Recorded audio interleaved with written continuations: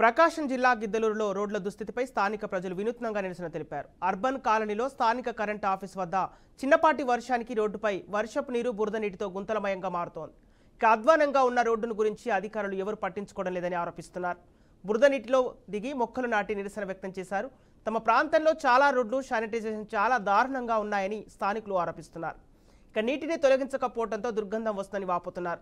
కనీసం ఒక్క అధికారి కూడా ఈ ప్రాంతాన్ని సందర్శించలేదని చెప్తున్నారు.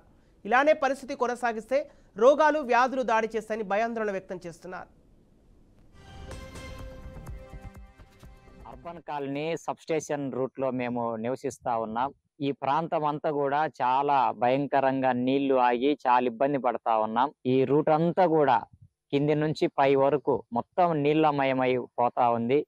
ఈ మధ్య కాలంలో వర్షాలు పడ్డాయి. ఆ వర్షాలు పడిన కారణంతోనే ఇంకా ఆ మున్సిపాలిటీలో ఉన్నటువంటి కొన్ని ట్రాక్టర్లు కూడా తిరగటం ద్వారా గుంతలు పడి నీళ్లు ఎక్కువైపోయి దోమలు చేరి మరి జ్వరాలు వచ్చి చాలా ఇబ్బంది పడతా ఉన్నాం.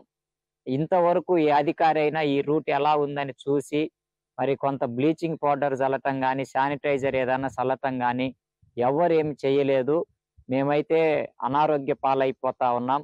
ఇంకోటి మొన్నటి కాల సమయంలో మాకు ఒక ముసలాం ఉంది. ఆమె కింద పడి 2 సార్లు కింద పడి ఒకసారి కాలిరగటం జరిగింది. మరి ఆమె చూపించుకోవటానికి చాలా తిప్పలు పడింది.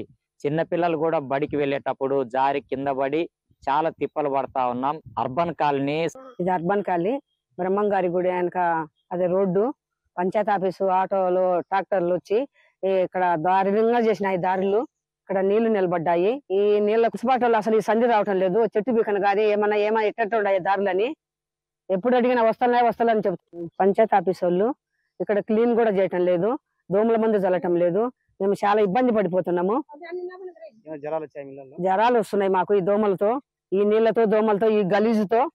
ఇది అర్బన్ కాలనీ బ్రహ్మంగారి గుడి వెనక అదే రోడ్డు పంచాయతీ ఆఫీసు ఆటోలు ట్రాక్టర్లు వచ్చి పంచాయతీ ఆఫీస్ వాళ్ళకి నమస్కారం చేసి అడుగుతున్నాం సార్, దయచేసి మా విజ్ఞాపనను జ్ఞాపకం చేసుకోండి సార్, అర్థం చేసుకోండి సార్.